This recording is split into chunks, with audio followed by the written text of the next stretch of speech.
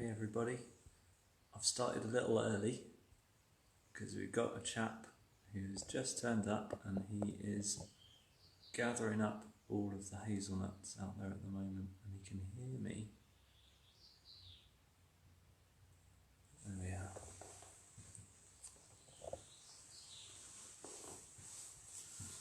So guys, you'll have to bear with me a little bit. He's going back and forth at the moment gathering up the hazelnuts. He's just, you see him in the distance there? He's caching them all out there in the woodland. He's been burying them. So he's currently just over there at the moment, but I'll be back any second. So, I'll just zoom out here a moment. Oh, there we go. Okay. So yeah, I'm Ranger Toby. I am the area ranger here at Mount Stewart. And this is my last day on the estate today. We've been shutting down, so I'll be going home for a while, but I've been busy getting lots of footage and lots of capturing some nice outdoor moments to share with you guys as those Mount Stewart moment parts over the coming days and weeks. Here we go, here he's back now. Okay. So he's going to nip in and out of the frame. I'll do my best to keep him in picture for you. Okay, let's see. Okay, burying some more of the hazelnuts in there. So really lucky to have a red squirrel here straight away for the live stream. Please do ask questions. I'll do my best to answer them in a low voice, of course. Joined by a lot of the other woodland birds as well. They're all flapping around here at the moment. Where's he gone? He's just nipped off. He'll be back in frame in a moment. Oh, what are you rubbing?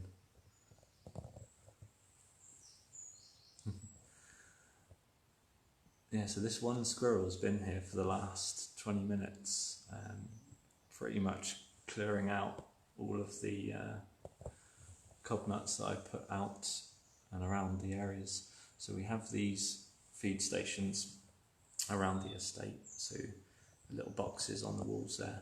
Now these are supplementary feed stations for basically helping to rebuild the population. We've got to be really careful that these aren't a relied on food source, and we still want the squirrels to develop their own natural foraging skills and habits.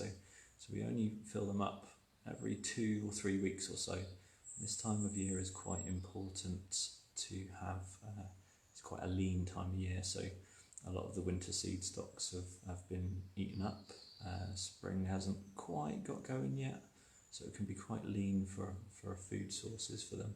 Now our main priority is rebolstering the numbers of the red squirrels over the last 4 years. So we've come up from about 10 or 12 in 2015 to about 40, 45 left on the estate at the moment. There's probably about 120 or so across the whole peninsula, and we operate as the Ards Red Squirrel Group, and working with other landowners around the peninsula to basically keep it as a grey-free zone and maintain the red squirrel stronghold. So I can hear the red squirrel. He's off screen at the moment, and hopefully he'll be back round a minute.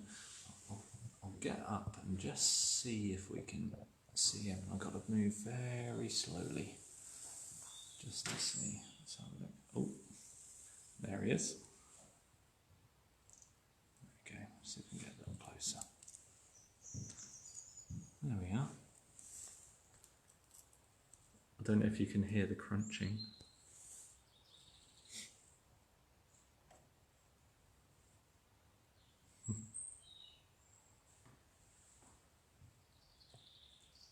Okay. I'll try and avoid the digital zoom because it gets a bit. Okay. He knows I'm here. He's getting a little bit cautious, but I think we'll be okay. Becky, yes. So there's about 40, 45. I think we're going to be hanging around that number for a while now. 2019 there was quite a lot of road deaths around the estate where they were getting run over, unfortunately. We've done as much as I think we can to try and avoid it, trying to draw them, if they're going to be crossing the road, try and draw them to cross to places with I'm just going to back away from the window. Cross at places that have a tree canopy crossing. At the same time, I kind of think that maybe this might be, indicative of the population having increased. So statistically, there's going to be a few more. There we go. He's up there on the branch. So yeah, I'm fairly happy with where things are going for the red squirrel conservation here in the area. We're always under constant barrages from grey squirrels pushing into the buffer zones in the north of the estate and to the north of the peninsula. But as long as we're maintaining that zero tolerance and nipping them in the bud early, then all is well. Because of course, all it takes is just one of those squirrels. Grey squirrels turning up to be carrying squirrel pox, and we could end up with an outbreak here, and that could pretty much wipe out the population. So yeah, biosecurity is really, really important. So I've just watched him. He's off in the distance. He's over there at the moment, still busy caching things. So we'll see if he comes on back. Yeah, does anyone have any other questions? Anything, it doesn't have to be about the squirrels. I'll be here for, I suppose, at least another 15 minutes or so, maybe 20. We'll see how many other squirrels turn up. Yeah, please do ask questions.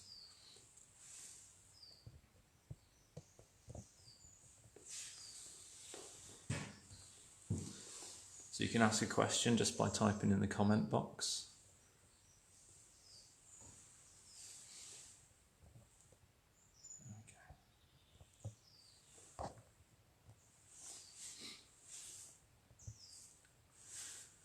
It's surprising how fast spring has actually moved along. It was only last week I was here just sort of glancing at the bluebells in the distance there. So all that greenery you can see just up towards the top of the hill here, and it's all bluebell leaves coming up through, and they've pretty much doubled in height just in a week. I suppose normally they'd be in full bloom around May. I'd say it's definitely going to be early May this year. Hopefully we can bring some footage and some pictures of the bluebells to you guys if we're still having to be closed at that point. So yeah, tell us, was the footage coming through okay there? I know all the early viewers that joined us will have seen the red squirrels when they were just here a moment ago, and so hopefully they'll be back again. Oh, the martin, yeah. So yeah, we've definitely got a pine martin, at least one resident on the estate at the moment. So yeah, that's great. Another native species coming on back. I've just seen the squirrel. The red squirrel's just coming back up from this area here. So if you keep an eye on there. Where did the grey squirrels originally come from, and is a danger that they compete with the red squirrels? Yes. So the grey squirrel is a non-native invasive species. They were introduced into the island of Ireland as a wedding gift on an estate in County Longford in 1926. Not that long ago.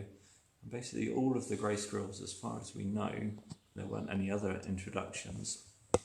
There he is. You just see him. Okay.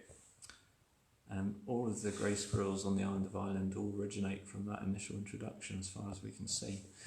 And basically, yeah, so they're a bigger,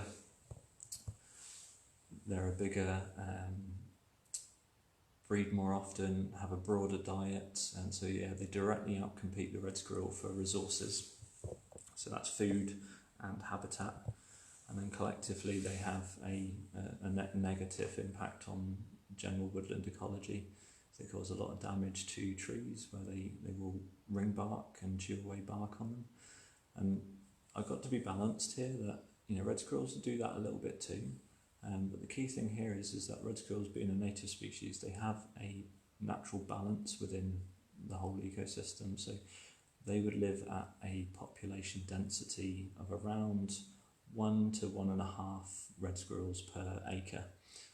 Now, grey squirrels can live up to, it can go into the tens, if not 50, 60 per acre. So you can see how they will have a long-term detrimental impact on woodland ecology.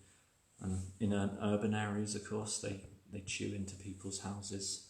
So yeah, the grey squirrel is a notifiable species. It's one of the top 10 species of union concern. It's illegal to illegal to release, move, or allow to breed, or allow to escape. And that's basically because of these guys here. The red squirrel is a priority species, so these guys are protected here in Northern Ireland and in the whole of the UK, and on the island of Ireland as well. So there are a few other comments there. Tara, I think you said you've got a grey squirrel in your garden, should you feed it? No, they don't need feeding at all. And if you do start feeding them, you're going to start encouraging them to hang around in your area, and they'll likely burrow into your roof or your shed at some point or another. Yeah, the best thing you can do if you do have them turn up in your garden, you can either contact your local pest control or your local red squirrel groups. If you're in a red squirrel area, they will be able to come and do humane trap and dispatch for you. And this is obviously all has to take place under strict animal welfare laws, as it should do. So yeah, best thing you can do in urban areas where the grey squirrels are still quite prevalent is don't feed them, don't encourage them. They do actively predate on birds as well. They will raid birds' nests. There's many cases where I've been speaking to landowners around the country over the years where they've had bird boxes up and the grey squirrel has actually chewed into the bird box and eaten all the eggs and the chicks inside. So they have a really big detrimental effect in the long term. But anyway, let's talk about these red squirrels. These are obviously the best guys here. I'm not seeing any comments from people. I just want to check that that's working. Someone asked me another question there, just to see, because I've lost all my comments on the screen.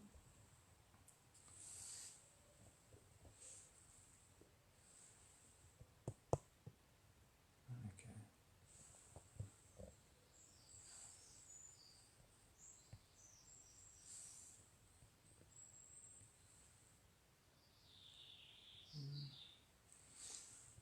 No, I'm not getting any comments on the screen at the moment, so maybe there's a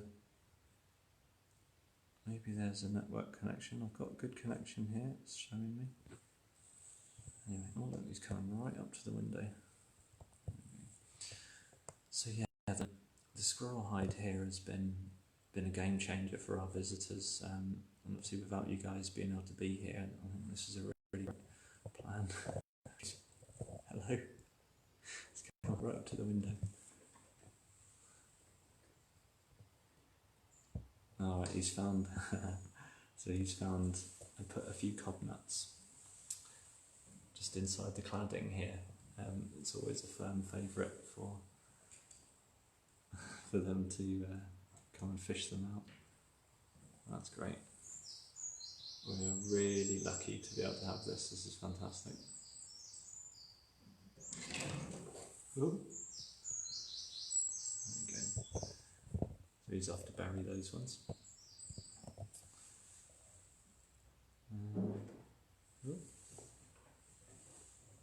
I think he's climbing outside the window again. I don't know if you can hear that.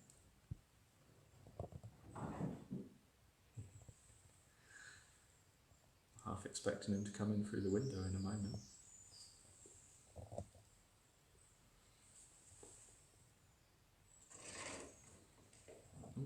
He's over here now.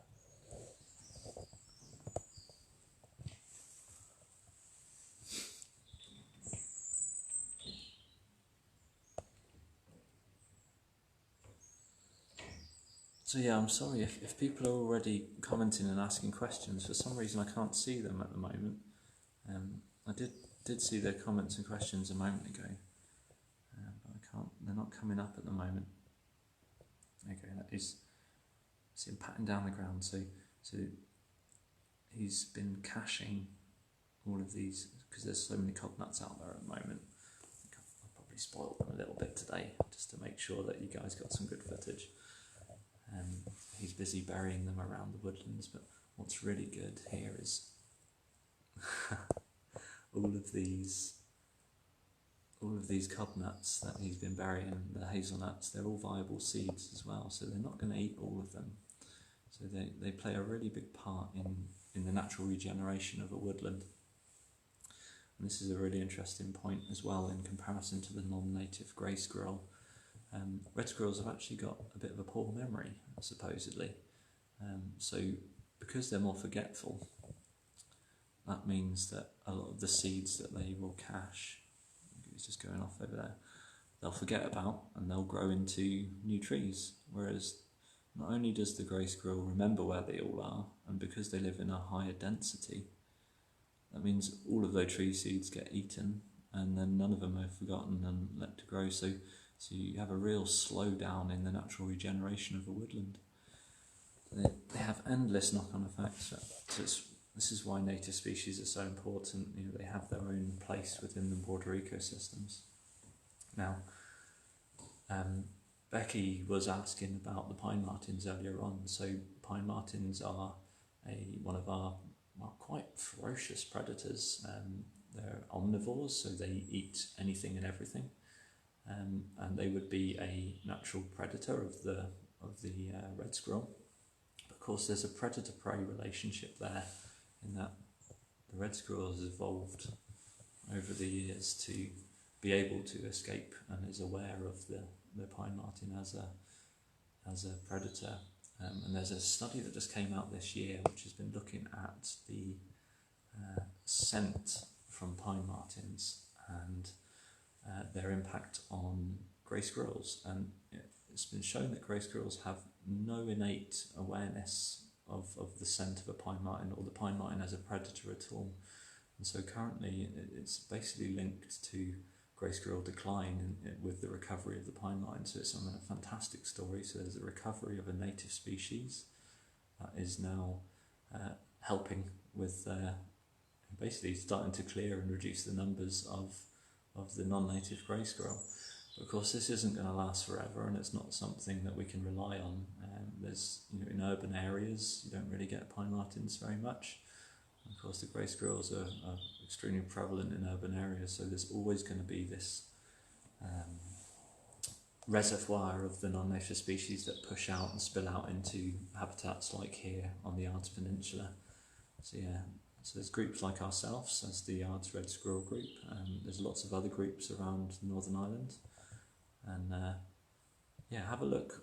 Just search Northern Ireland Red Squirrel groups and you can find a group that's local to you, and find out a bit more about the red squirrels where they are. And I was just saying, for those of you who are just new and have joined us, there he comes, actually, right on cue. There we go. So we've got this one wee red squirrel who's been coming back and forward here, caching all the cob nuts.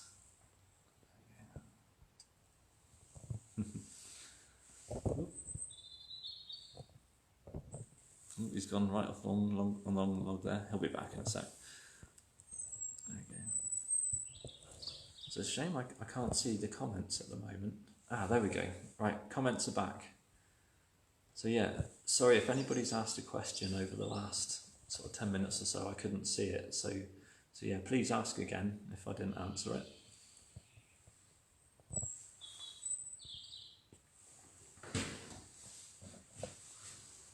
So I'm going to try and stay here on the feed for, let's see, what's the time? I'll try and stay on the feed for at least until 11:30. Let's see. Well, I couldn't stay a little longer. So yeah, please ask some questions. I couldn't see the comments for about 10 minutes or so there. So If you had any questions that I didn't answer, just type them in the comments and I'll do the best. It doesn't have to be about red squirrels, it could be about anything here at Mount Stewart. I might know the answer, especially if it's to do with the wider domain, environment and wildlife. I mean, that's generally my speciality as a ranger.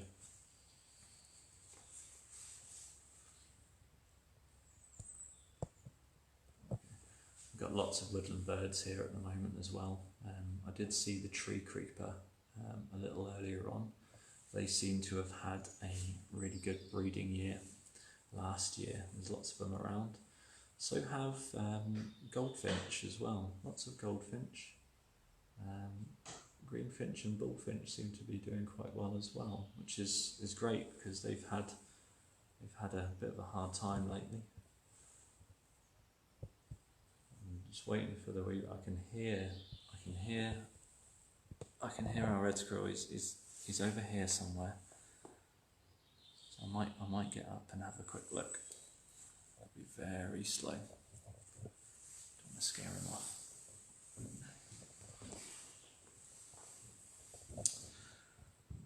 And Craig, yes, so back in 2015 when I started, we were down to as little as about 10 or 12 left. Now we're probably around about 40 or there he is. About 40 or 45 left. I say left, or it's increased to. It's not far off the natural carrying capacity of Mount Stewart, and across the whole peninsula, we're probably looking at about 120 or so. Gwen, yeah, so are they solitary or do we see a few together? Generally speaking, they're solitary.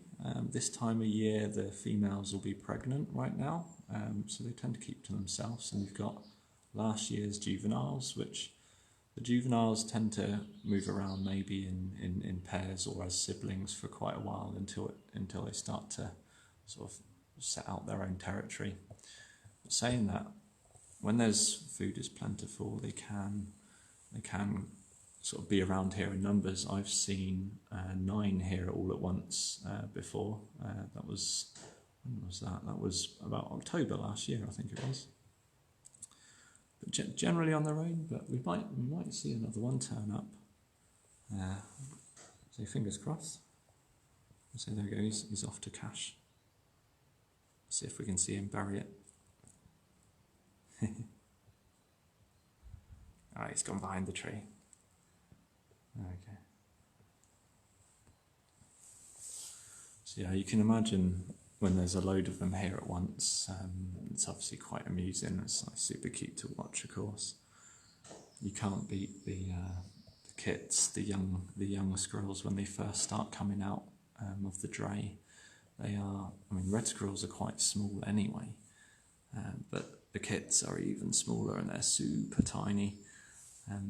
If anybody wants to see a really, really cute picture of a young kit, one of our local photographers, Angus Kennedy, he got some really nice photos last year. I think they're on my Twitter feed, so that's at @NTRangerToby. If you search for on Twitter,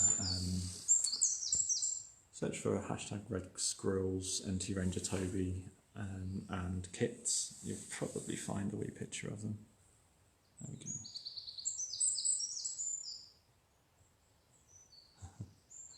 I think he's picking up the ones I dropped earlier on. There we go. And the sun's coming out as well, that's fantastic. Can you guys see his tail down there? Just there to the left of the cross log. Oh, there he goes.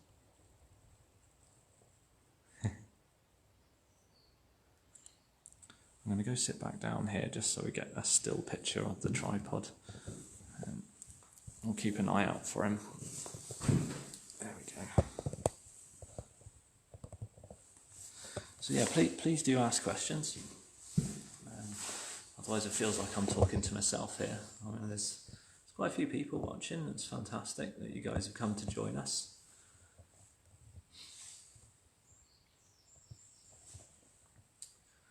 I suppose I'm just thinking that not everyone will be using the sound, but yeah, if other people comment and tell people to turn the sound on, because I am talking, and because if I try and type on this, it will probably shake the camera a lot.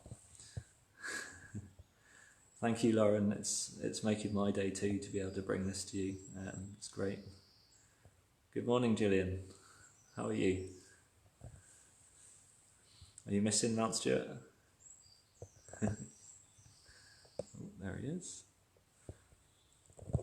So we get zoomed in on that. There we go.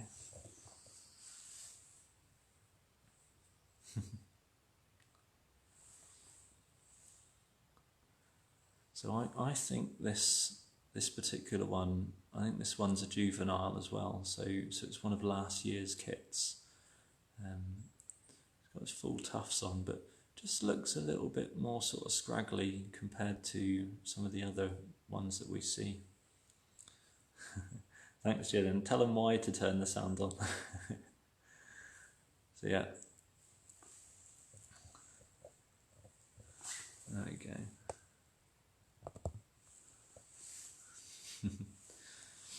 So when I was here yesterday, I'm here at the moment because I'm the key rep in the house. I go home tonight. Obviously stay at home with my family under these circumstances. I've been lone working for the last 2 days. It's been quite lonely, really. It's just been me sort of going around the estate doing the various shutdown bits and pieces and capturing some footage for you guys. And I guess it's only really been the birds and the red squirrels that have been keeping me company. I did the little live stream yesterday. Yes, they are keeping 2 meters apart. Yeah. Funny enough, obviously when you do get more than one squirrel here at once, they definitely keep their distance. If anybody's been regularly sort of watching some of our feeds and little clips that we put up over the years, had some brilliant captures with our trail cameras looking at the monitoring stations over the years. They have been, so there's one inside the box and the other one sits on top of the lid and it can't get out, and they all start getting stroppy with each other. It's fantastic.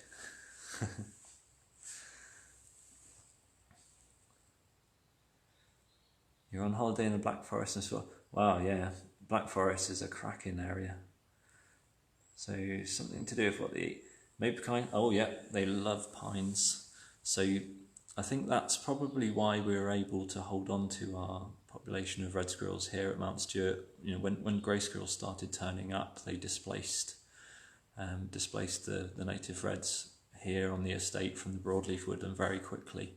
But because they do favour conifer tree species, and we do have some plantation on the estate, that was kind of, they fell back to there as their last stand. So yeah, I've got a couple of videos coming out later this week looking at sort of animal tracking and showing you some of the signs of where the squirrels have been eating the pine cones. Marilyn, yes, I'm looking forward to it too. You know, even myself as a ranger here, you know, okay, I'm here right now, but I'll be mostly working from home most of the week. I'll only be in the estate maybe once or twice a week for some core essential work and some of the animal welfare. So I'm going to miss it too, you know, even I'm going to be desk bound. But this is why I thought it was so important to bring some of this to you guys here. Emma asks, how did you become a ranger? Seems like a cool job. It is. It's a pretty cool job. It's not a bad office, is it? Oh, have we got two? Oh, we'll zoom it back out here. So we just had another red turn up. I don't know if you can see them just over the back there. There we go. Yeah, so I grew up in the countryside. I mean, it's a fairly stereotypical story.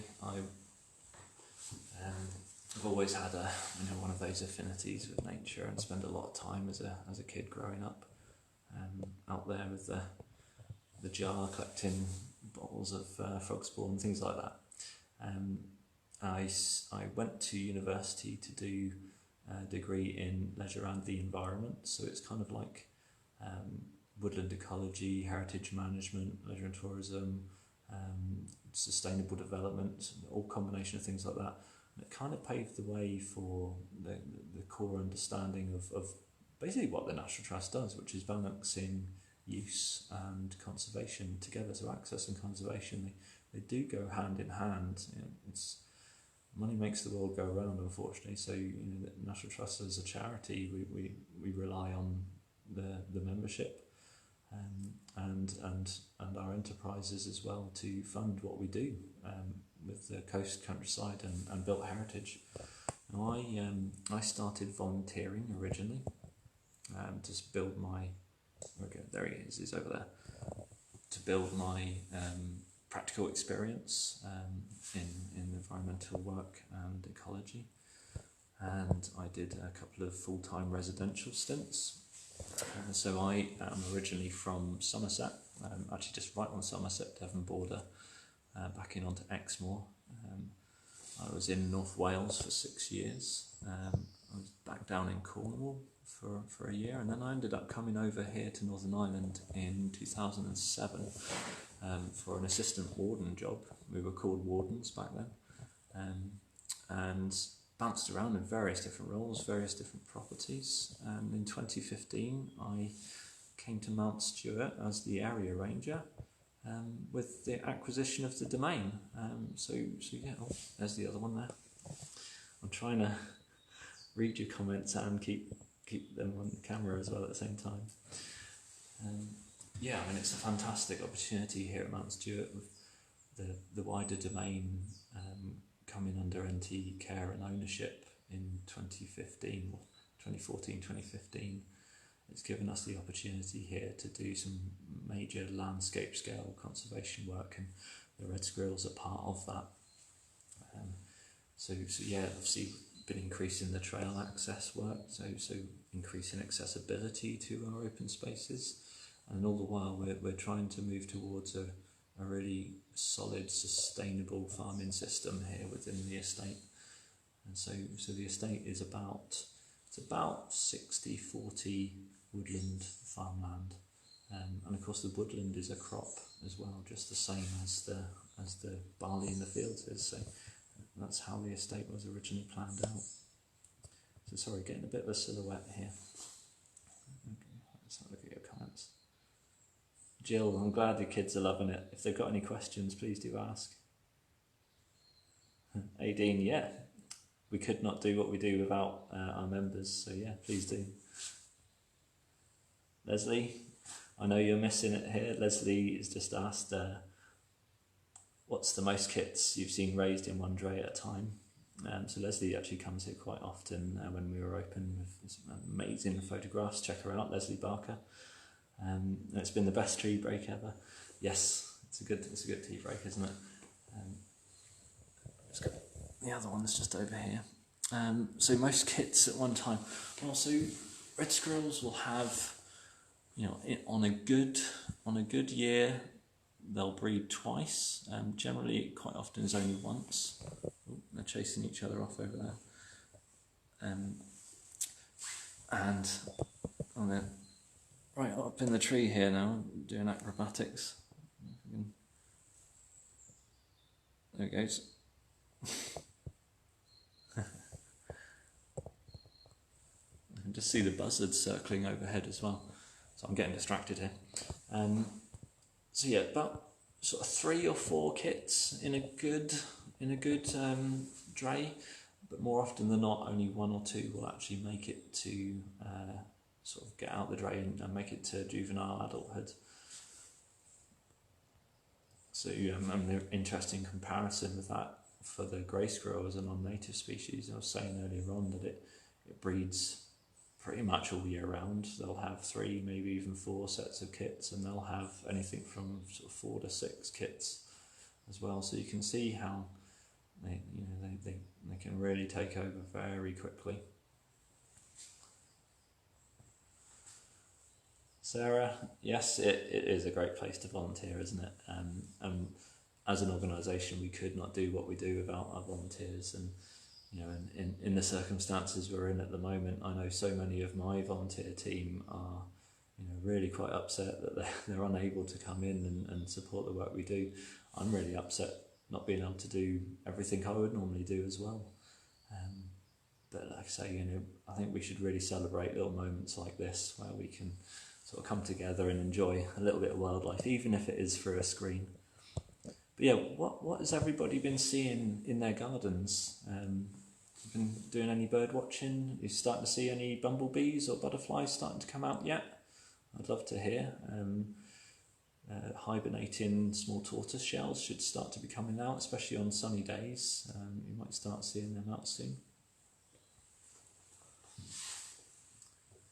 I'm keeping an eye out for when they come back, because they just chased each other off up over here. So I'll go have a quick look.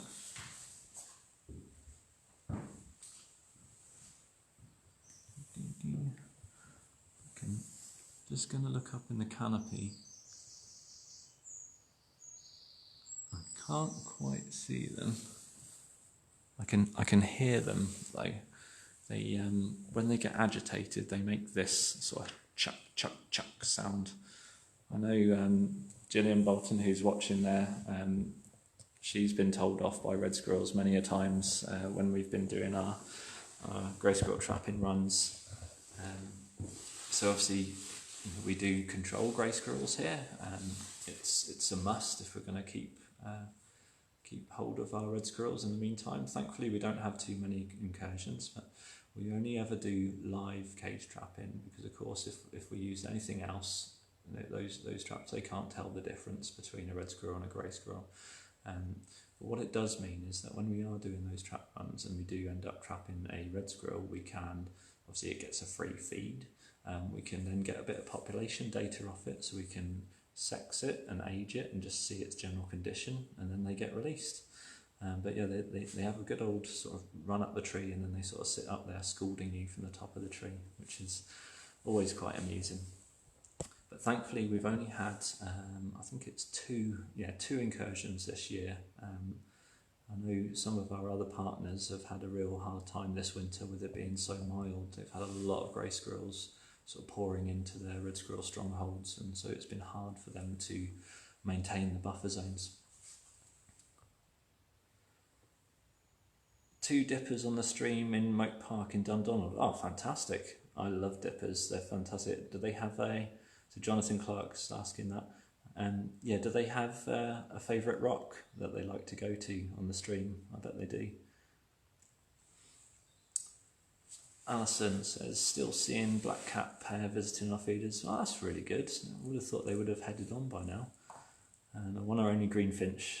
They've got, oh, fantastic. I saw some greenfinch this morning. There's a bird species that has really suffered over the last decade. But yeah, they seem to have had a good year. I was saying earlier on at the start of the feed, goldfinch, bullfinch and greenfinch seem to have had a pretty good breeding year in 2019. I've certainly seen a lot more numbers over winter. Now, they may have been bolstered by other ones that have been flying in from other areas. But yeah, I mean, it'd be interesting to see.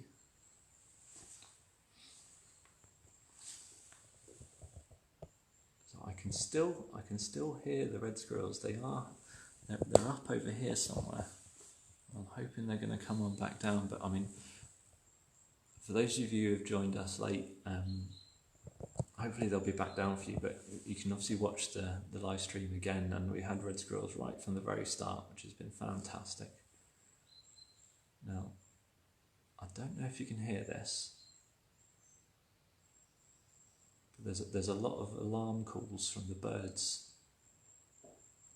which possibly means that maybe the sparrowhawk just came through and had a wee crack at the small woodland birds. Alan, frogs are partying in your pot. Oh, aren't they? Haven't they had an amazing spring? Yeah, frogs have been spawning absolutely everywhere. I think it's one of the years that I've probably never seen actually so much spawn as this year.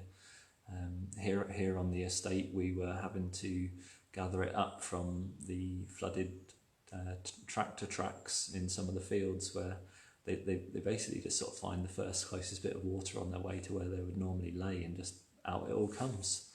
It's been, I've lost count at how many spawn clumps we've moved back to the closest ponds that they would normally be going to. Lots of goldfinch in Bound Bridge, says Rooney. Yeah. We saw a huge flock of goldfinch here on the estate. They were actually eating one of our tenants' bird feeders. They were eating them out of house and home, sort of in January. I think it was about 50, maybe even 60 goldfinch in that flock. And in case you didn't know, the collective term or collective noun for goldfinch is a charm of goldfinch, which is, I think, is lovely.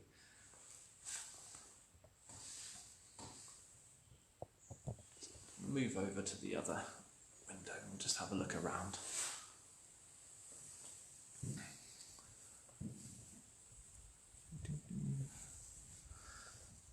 So the sun came out just a moment ago, and all the birds have suddenly disappeared as well. And I think the sparrowhawk must have just come on through, and it's just upset everything for a little bit. Yeah, please everyone, do ask questions. And anyone who is obviously here in the commentary, put up in the comments that there's commentary for those people who haven't got any sound on, so that they know to ask questions.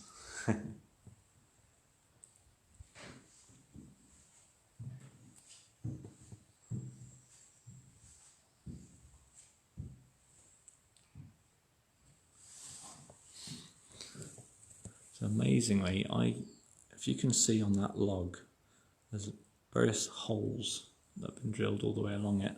So what we do is once a week, sometimes twice a week, we'll pop cob nuts into those little holes, and it's just a way to kind of mimic foraging behaviour a little bit at this one central site.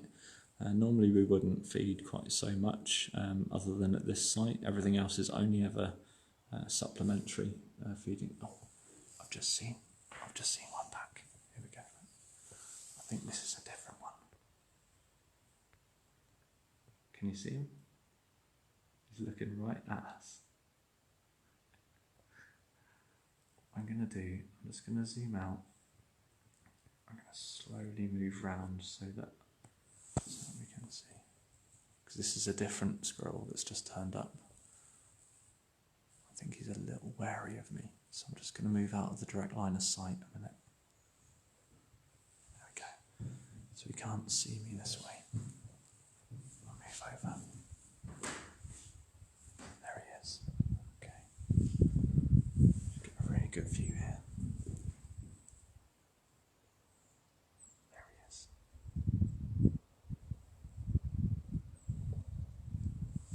Oh, that's definitely a different one. Look at those impressive ear tufts. There's some big ear tufts. Nibble.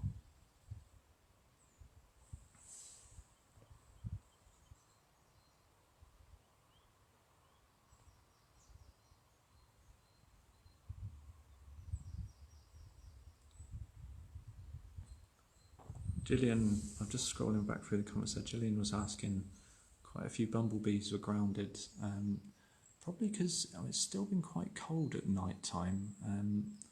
We're getting, even today, it sort of feels warm, but the sun is kind of coming on and off. Best thing you could do is, if they are sort of crawling around a little bit, you can give them a little bit of sugar water. Not too much, just a little bit of sugar dissolved in water, and they might have a wee sip of it, and it'll just give them a bit of a boost.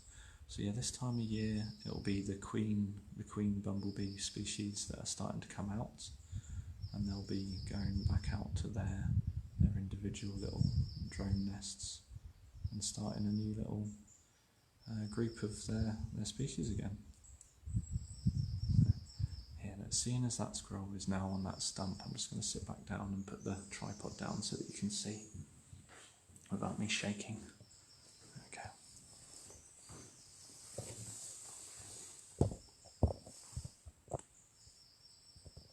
we go.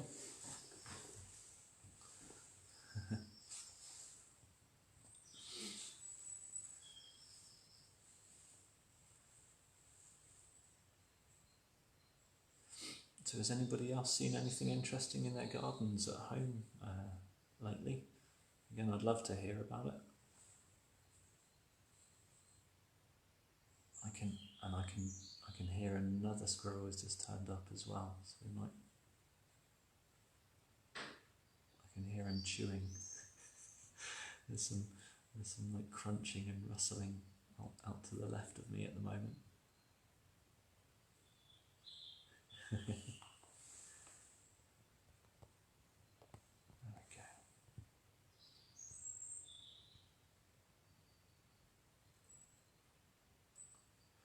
Emma Gornell says she had a goldcrest. Yeah, aren't they fantastic little birds? And they're between the goldcrest and the firecrest. There are smallest birds on the island of Ireland. We have a fantastic population of goldcrests here at Mount Stewart. We have quite a lot of alder and larch in our woodlands here, and they really like the alder and larch. It's one of their favourite trees. So in winter they'll move around in kind of these mixed flocks. Okay, got another one just turned up. There we go. I think we've got 3 squirrels here now.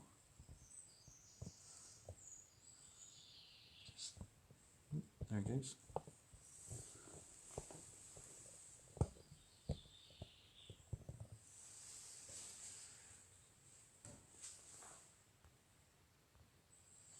The lack of humans, yeah. I mean, it's going to be an interesting time. A lot of our places, obviously, not having any visitors at all. It's going to obviously allow our trail surfaces to recover a little bit, but it's going to be really interesting to see what happens with sort of the wildlife in general at a lot of our places. They're going to be, there it goes again. There's going to be, yeah, I guess there's pros and cons to everything, isn't there?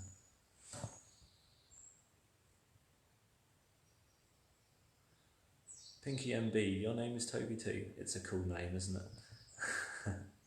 Hello to you, Toby. Can you tell us the difference between red and grey squirrels? Right, so, let me just pop this. So, the red squirrel it's a native species. It's the Eurasian red squirrel. It's native to the whole of continental Europe. And the grey squirrel is a North American squirrel species. It's called the eastern grey squirrel. Squirrelus vulgaris and Squirrelus carolinus. They were introduced onto the island of Ireland in 1926 as a wedding gift.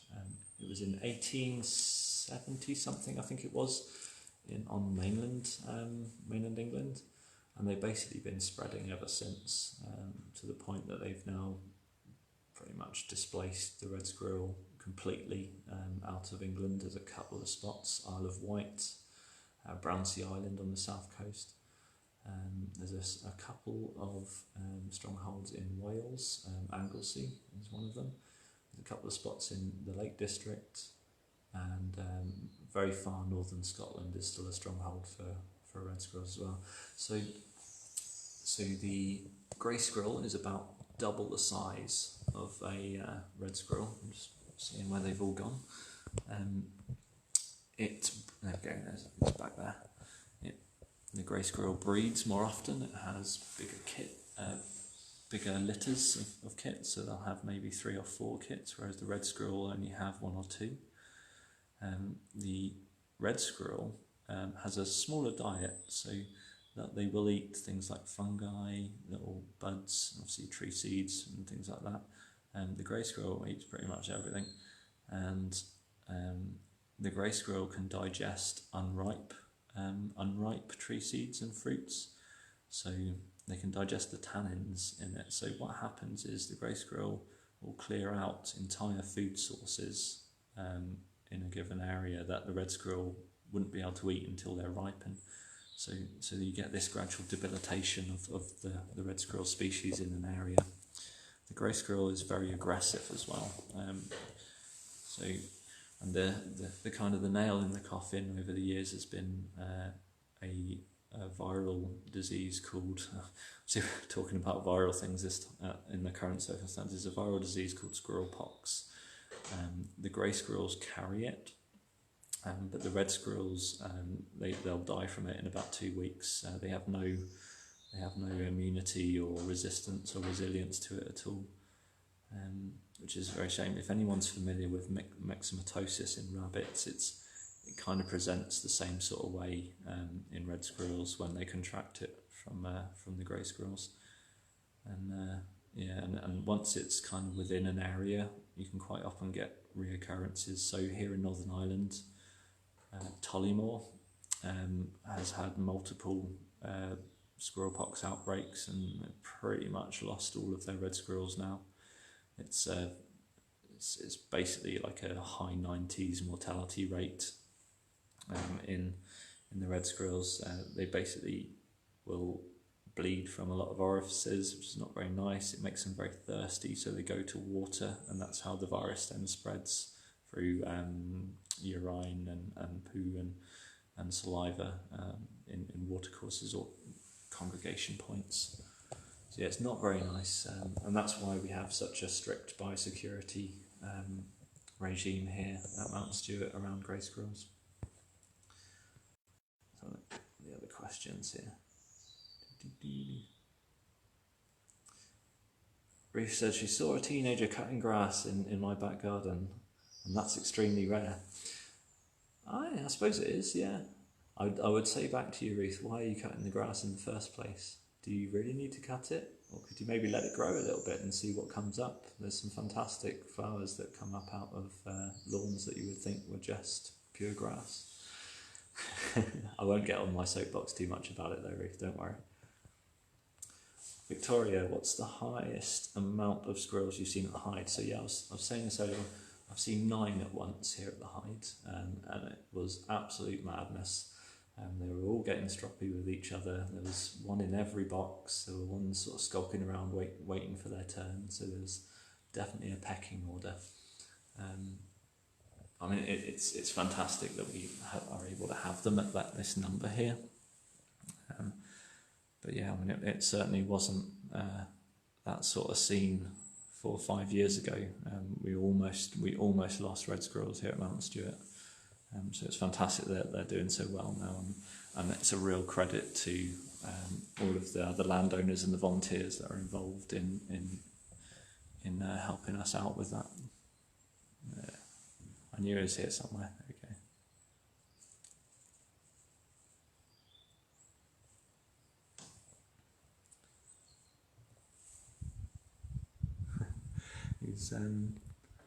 He's just gone behind the tree. Ooh. There he is.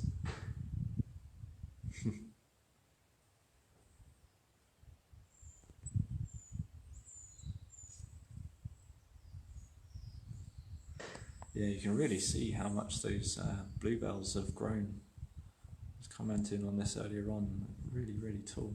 Ooh. It's gone right round the back side of the screen. Have a quick look out the other window, shall we, and we'll see what's about.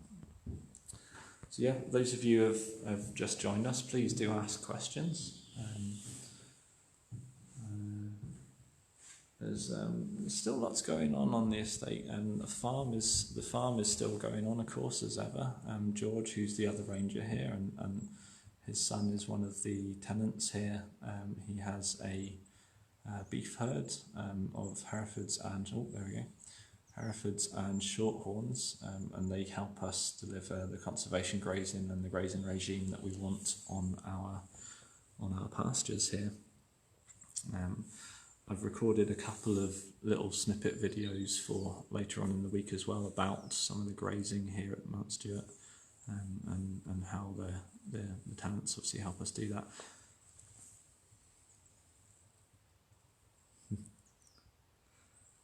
Super homeschool material. Yeah, of course. You know, I'm just thinking about my son. He's at home as well, and he's driving my partner up the wall. So when I go home later on today, I'll sort of taking over that homeschooling element. I think we'll have to have a visit out in the garden and do a bit of biology and ecology. I think it's the best thing that you guys can do. You're all stuck at home, even if you've got a tiny garden at home. You know, get outside, just sit down there and see what you can see. You know, it's everything from the tiny little ants and true flies that are out there, and see the butterflies and bee species will all start to be coming out soon. Yeah, have a look. What about look for fungi growing in the undergrowth? There's still quite a lot of spring species of fungi that you can go looking for. I keep going from one side to the other, and the squirrels are going from the other side to the other. Yeah, there's some really good online resources out there for identifying fungi and all sorts of. Oh, look, we have just got the jay has just arrived. Okay, can you see that, guys? There we go. I'm going to go back down to the middle here again and just stabilise the camera. Now, jays, you know, they're pretty elusive birds in themselves. I mean, they're very similar to red squirrels in the sense that they keep themselves to themselves. He's up in the tree there somewhere. Well, when he comes back, we'll try and pick him up again. I'll got the red here instead. Yeah, so jays are pretty elusive. They will actually watch other animals to see where they are hiding their food, and they're probably here to watch the red squirrels to see where they are hiding their food, and they'll go on and basically raid those caches. But equally enough, apparently they have this innate awareness that they are being watched as well, and they'll pretend to hide their food in certain locations. So this is jays I'm talking about now. Very intelligent birds. They're part of the corvid family. That's corvid, not COVID. So corvids are crows, so hooded crows, carrion crows, rooks, jackdaws, jays, and ravens are technically corvids, but they kind of also get called like honorary raptors as well. Jonathan Clark loves jays. They sound like a bag spanners though. Yeah, they don't have the most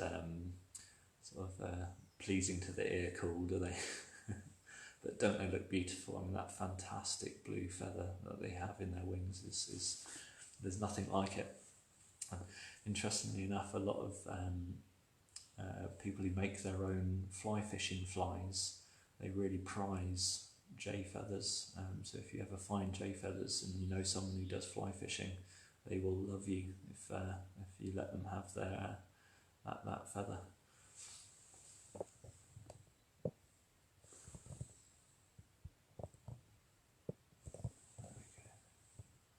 I'm just watching. There's a couple more. There's a bit more activity kind of out this side at the moment. There's some alarm calls as well. I can hear the birds with an alarm call.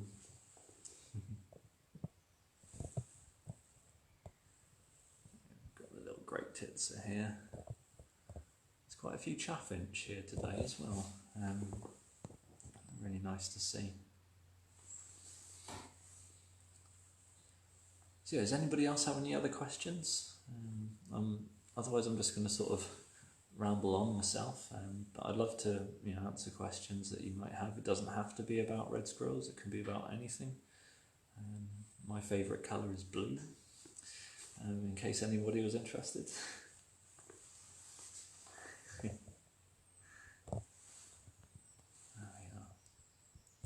So does anybody have any of their kids watching this at the same time? Do they have any questions? I'd love to hear from the kids too.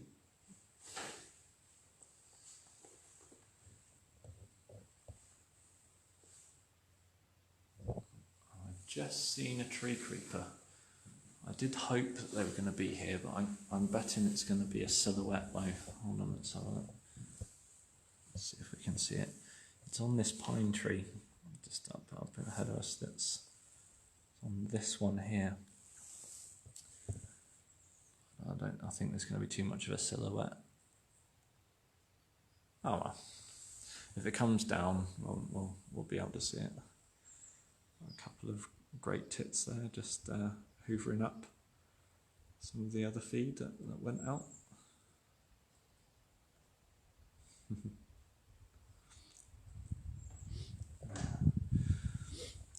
I know someone was asking about barn owls earlier on in the week. We have barn owls here on the estate. They breed nearby. They're another species that's kind of recovering. It's not so much feeding habitat that they're missing. There's one of the reds over there. It's not so much feeding habitat. They actually miss their breeding habitat. I see lots of old buildings and old trees. You don't really get them anymore. Buildings have either crumbled away or been converted into homes. And of course, there's lots of the mature trees are either felled or we just don't have any. Northern Ireland only has about 7%, or even less than that, tree coverage. I've got some more reds over here. So we're one of the least. Well, we are the least forested country in Europe, which is pretty sad, really. I know we're only a small country and it's all per acreage, but I think we can do a bit better than that. And I'm pleased to see that there's a real shift on tree planting, but of course it needs to make sure that it is the right tree in the right place. So we have about 550 to 600 acres of woodland here at Mount Stewart. It's in varying quality and conditions, and we're hoping to get that a lot better. We've already seen a lot of improvements already. Victoria has one of her kids' questions. Have you ever seen a red kite on the Ards Peninsula? Do you know what, Victoria? We actually saw one here last week. It's the first time I've seen one here at Mount Stewart. They should be all over this area in winter, but their numbers are still very low.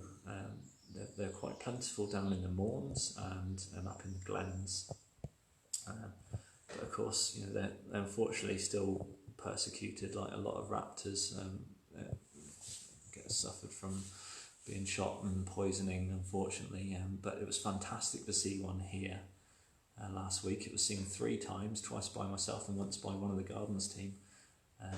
Really surprising. It looked like it was definitely a juvenile, so it was one of last year's young, and probably a male. I got a really good look at it, but I'm not that good at telling them apart because I don't see them very often.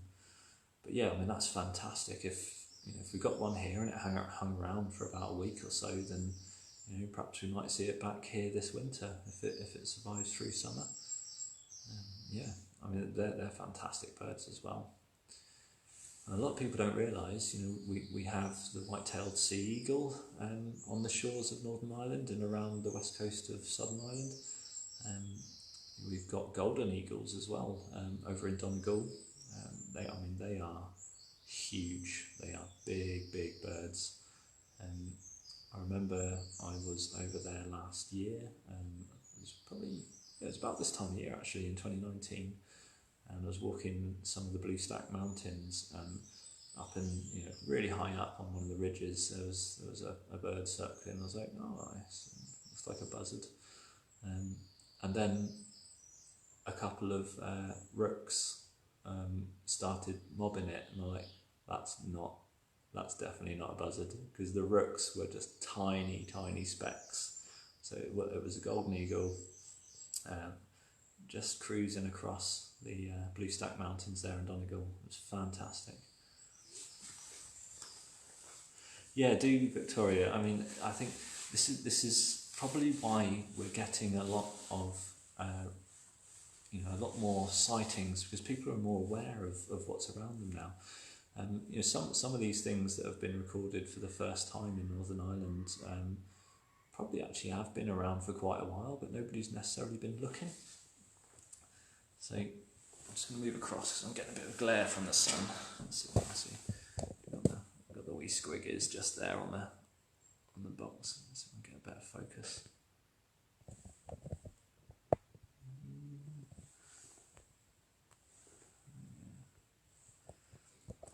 So it really pays to, if you see something and you definitely know it is, either ask on one of there's so many good Facebook groups out there for ID and stuff.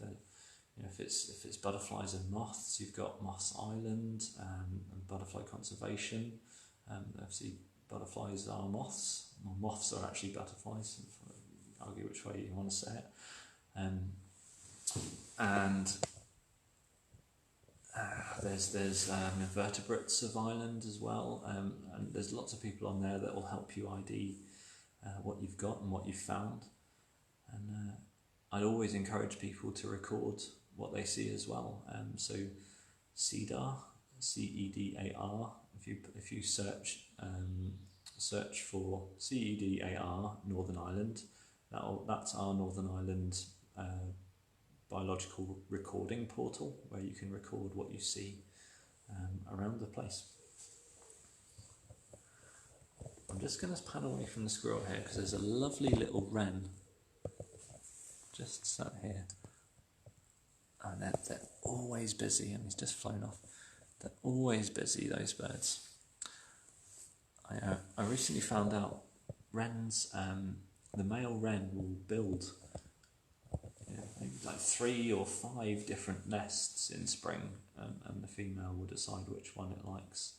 And if anyone's ever seen a wren's nest, they're these amazing sort of creations of small tiny bits of grass and moss and things like that, all bundled up into a sort of about a small melon-sized ball with a hole in it. They're beautiful, beautiful little nests, and they will often make these nests very low down, like at knee height, on the ground, so it makes them vulnerable to things like dogs off leads and obviously domestic cats, which are a big problem for birds. There's all sorts. I think my favourite nest would probably be the long-tailed titnest. They make their nests out of lichen and spiders' webs, and they do that so that they'll have 7 to 10 chicks, and as they grow, the nest can expand because it's been made out of the web. So absolutely fantastic, and they're beautiful, beautiful looking nests. Getting a lot of sunshine glare there. I'll just see if I can move it back a little bit. I do still have a wee red just on the feeder there. There we go. So yeah, everyone else who's still watching, please do ask questions. I'm probably going to try and carry this on until, wow, I've been going an hour already. I'm probably going to be finishing up in a little bit then. It'll be time for me to go home soon. But I really hope you've enjoyed all this. So if anybody's got any other questions, please do ask. And if you're watching this after it's been broadcast, then carry on asking questions, and I'll do my best to answer them on the Facebook page. You can always tweet me at ntrangertoby on Twitter. I'm also on the same handle on Instagram, and I'll be having lots of sort of little clips and images from Mount Stewart here under the hashtag Mount Stewart Moment for all you guys over the next few weeks, basically. Gillian says, you got long-tailed tits in your garden. Oh, fantastic. I'm jealous. Yeah, they are fantastic birds, and of course when they're all in their winter groups together, they're like a big rowdy noisy mob moving through the canopy. You know they're coming, and then they all go. Rosemary, yes, thank you. Thanks to you too for coming and joining us. I'm going to be doing this like a different live stream once a week. I think we've provisionally scheduled in a live stream every Tuesday So the next one will be Tuesday next week. I can't think what the date is off the top of my head, 30 something I think. But we'll put the details up on the Mount Stewart Facebook page. I think the next one will be a walk talk through the woodlands with me. And again, I'm here to answer questions, and we'll just come on a walk with me through the woods.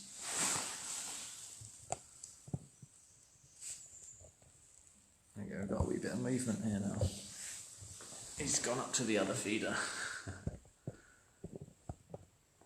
That sun has really come out. It's very bright now, isn't it? Beautiful. I'll sit back a little bit.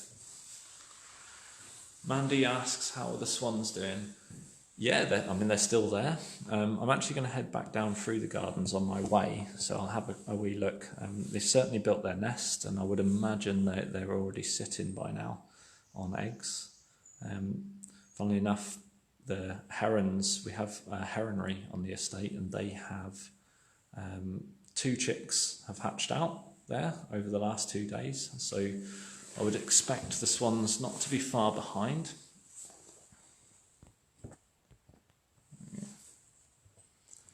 Leslie Ryan, I know it's I'm glad you've enjoyed it, and yeah, I'm going to miss Mount Stewart too. I'm only going to be able to be here once, maybe twice a week at the most, under the current circumstances. I'm only here for essential work, so that's our compliance, various health and safety bits, and livestock and animal welfare. So yeah, I'm going to miss it too. I suppose there is one pro in all this, is that we're all going to get on top of our sort of DIY at home, perhaps. There's only so much office work I can do in this role. I've got lots of maps to produce and a few reports to write, but it's going to be really hard for me to adjust to sort of being stuck in one place so much.